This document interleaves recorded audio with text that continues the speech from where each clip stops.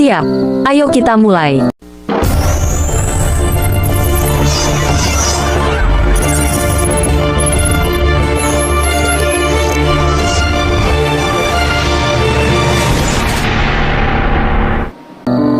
Pembuka, Delusi versus Law of Attraction. Pernahkah kamu punya teman yang tidak terlalu pintar, tapi dalam kesehariannya, dia selalu bertingkah, bertindak, dan berbicara seperti orang paling jenius? Apa yang langsung terlintas di benakmu? Gila, sombong. Atau contoh kedua, ada teman yang secara finansial pas-pasan, sebut saja kaum mendang-mending, tapi dia selalu bergaya seperti seorang miliarder, hedon, seolah uangnya tidak akan habis. Kamu mungkin akan menganggapnya aneh, bahkan sinting. Tapi, coba ganti sudut pandangnya. Bagaimana jika dua contoh tadi kita sebut sebagai Law of Attraction? Kita ingin menjadi apa? Lalu kita berperilaku dan bertindak seolah-olah kita sudah mendapatkannya. Tanggapannya pasti langsung berbeda kan? Wah, keren. Ini namanya manifesting. Anehnya, kalau dilihat dari sudut pandang psikologi, dua perilaku di awal tadi punya nama klinis, delusi, atau gangguan jiwa. Dan inilah ironi yang akan kita bedah tuntas hari ini. Kita akan bongkar Law of Attraction, bukan dari sisi spiritual, tapi dari kacamata neuroscience dan psikologi perilaku. Part 1. Law of Attraction adalah pseudoscience. Mari kita luruskan satu hal fundamental. Jika kita menulis Law of Attraction di atas kertas dan bertanya, apakah ini sains? Jawabannya jelas, bukan. Law of Attraction tidak lebih dari pseudoscience atau ilmu semu. Mengapa? Karena sebuah pengetahuan baru bisa disebut ilmu atau sains jika ia sudah melalui proses pengujian dan pembuktian ilmiah yang ketat. Kalau cuma wawasan umum, itu namanya baru pengetahuan. Nah, Law ini adalah sesuatu yang diklaim sebagai ilmu, padahal sama sekali tidak punya dasar pembuktian ilmiah. Bayangkan seperti ini, sains itu adalah masakan yang sudah melalui uji coba rasa berkali-kali di dapur. Law, dia cuma resep yang ditulis di buku, tapi belum pernah benar-benar dimasak dan dicicipi oleh chef manapun. Sayangnya, meskipun ini bukan sains, popularitasnya luar biasa. Kita tahu, sejarah Law ini berawal dari konsep kuno seperti karma, berkembang menjadi gerakan spiritual seperti movement of thought. Tapi, ledakan terbesarnya terjadi di tahun 2006, saat buku legendaris The Secret muncul. Konsepnya sederhana, pikirkan apa yang kamu mau, hidup seolah-olah kamu sudah mendapatkannya, maka semesta akan mendukungmu.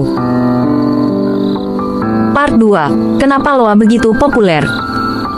Setelah meredup, kenapa Law booming lagi di era media sosial, apalagi saat pandemi kemarin?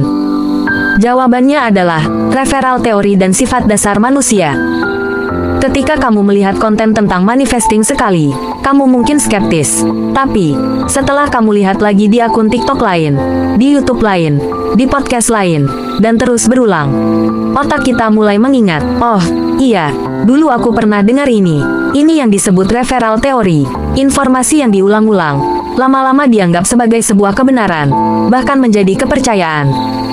Dan yang paling krusial, Law menawarkan jalan termudah. Sifat alami manusia itu cenderung flight, alias menghindar dari kesulitan dan memilih cara termudah. Untuk mencapai kekayaan, kamu harus membuat planning, menambah skill, bekerja keras, dan menghadapi kegagalan. Ini semua adalah beban bagi otak. Tapi, tiba-tiba muncul ide, cukup bayangkan saja, kamu akan kaya. Tentu saja ini langsung laris manis. Siapa yang tidak mau kaya hanya dengan rebahan dan membayangkan? Part 3. Jebakan Neuroscience, Pseudo Satisfaction Trap. Disinilah ilmu otak mengambil peran. Kenapa kita merasa happy saat membayangkan impian? Ketika kamu membayangkan dirimu sudah kaya, punya mobil mewah, atau sudah di puncak karir, proses ini melibatkan area otak depan kita, khususnya prefrontal cortex. Saat membayangkan kepuasan itu, dari area otak bernama ventrotegmental area akan keluar ledakan hormon dopamin. Dopamin ini dilepaskan ke otak depan, diproses, dan boom, kamu merasakan kepuasan, kesenangan, dan motivasi. Ini yang disebut pseudo satisfaction trap, atau jebakan kepuasan semu.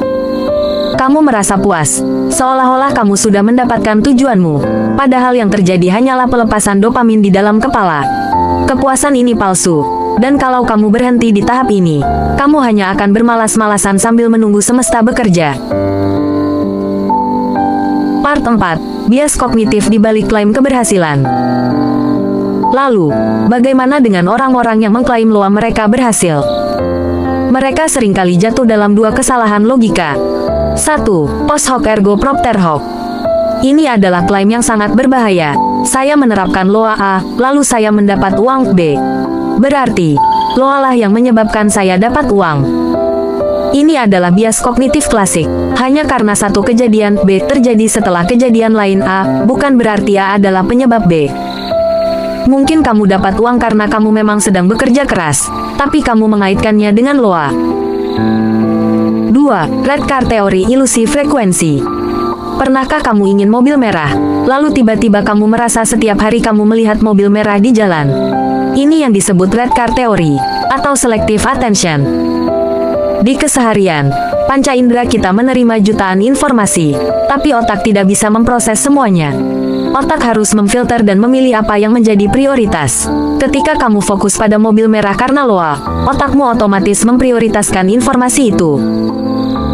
Itu bukanlah bukti loa berhasil, melainkan hanya bukti bahwa otakmu sedang bekerja dengan baik dalam melakukan filter informasi.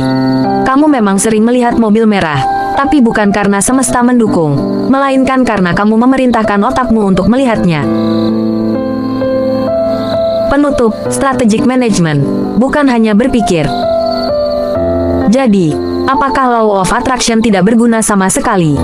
Berguna, tapi hanya di tahap pertama, untuk menjaga motivasi. Silakan bayangkan betapa nikmatnya menjadi kaya raya, punya rumah impian, atau menjadi konten kreator sukses. Gunakan pseudo satisfaction itu sebagai dorongan awal agar kamu bergerak.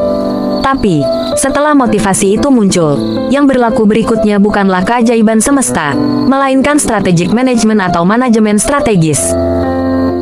Kamu ingin penghasilanmu naik dari 4 juta ke 10 juta. Jangan cuma berpikir, tapi buat planning. Apa skill yang harus ditingkatkan? Apa pekerjaan tambahan yang harus dicari? Bagaimana cara mengatur keuangan yang lebih baik? Jalan ini jelas tidak mudah. Akan ada tantangan, akan ada rasa takut, dan godaan untuk flight kabur itu akan selalu ada.